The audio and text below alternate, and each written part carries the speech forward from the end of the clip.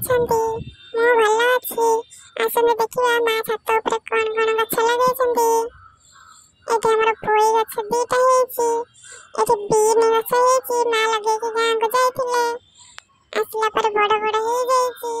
ଏଠି ମା ଟମାଟୋ ଗଛ ବି ଲଗେଇଛନ୍ତି। କେତେ ଟମାଟୋ ଆମର ହେଇଛି।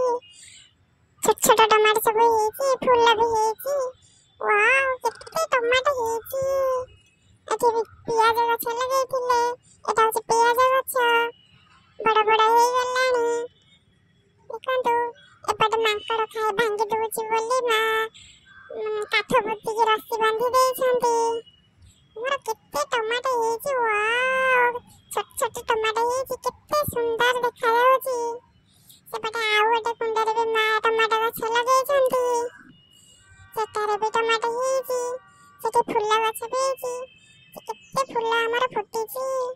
ୱାଓ କେତେ ଟମାଟୋ କେତେ ସୁନ୍ଦର ଦେଖାଯାଉଛି। ଛୋଟ ଛୋଟ ଟମାଟୋ ଗ୍ରୀନ ଗ୍ରୀନ ହେଇଛି। ବଢ଼ିଆ ସୁନ୍ଦର ଦେଖାଯାଉଛି। ଏଠି ଆହୁରି ମା ଲଙ୍କା ଗଛ ବି ଲଗେଇଛନ୍ତି। ଲଙ୍କା ଗଛ ଛୋଟ ଛୋଟ ହେଇଛି।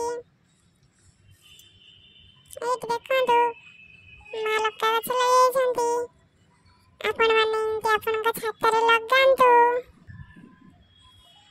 କେତେ ସୁନ୍ଦର। ୱାଓ କି ସୁନ୍ଦର ଦେଖାଯାଉଛି।